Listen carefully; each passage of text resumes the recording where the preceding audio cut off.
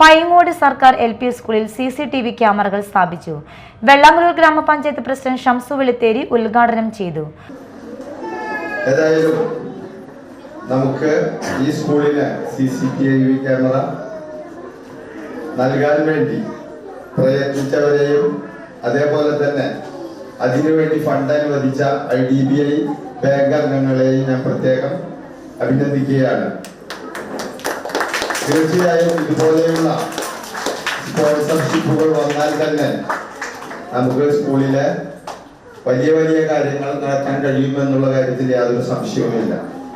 എന്തിനും ഒരു കൂട്ടായ്മയാണ് നമുക്ക് ഫലം നൽകുന്നത്. എന്ത് കാര്യങ്ങളായാലും കൂട്ടായ്മ, അതാണ് പ്രത്യേകത. അതേപോലെ തന്നെ നമ്മുടെ വളർന്നു വരുന്ന പിഞ്ചുമക്കളുടെ കാര്യങ്ങൾ അത് പ്രത്യേകം രക്ഷിതാക്കൾ ശ്രദ്ധിക്കേണ്ടതാണ്. നമുക്കറിയാം, നമ്മള് നീങ്ങിക്കൊണ്ടിരിക്കുന്ന ഈ കാലഘട്ടത്തെ നമ്മൾ പ്രത്യേകം ശ്രദ്ധിക്കേണ്ടതുണ്ട്. പഴയ കാലങ്ങളെക്കാൾ വ്യത്യസ്തമായി കുട്ടികൾക്ക് പഠിപ്പും അതേപോലെ തന്നെ ബുദ്ധിയും ബോധവും ഉണ്ട് എന്ന് നമ്മൾ പറയുന്നുണ്ടെങ്കിലും ചില കാര്യങ്ങളിൽ അവർ തീരെ പിന്നോട്ടാണ്. വാർഡ് മെമ്പർ MS രഘുനാഥ് അധ്യക്ഷത വഹിച്ചു.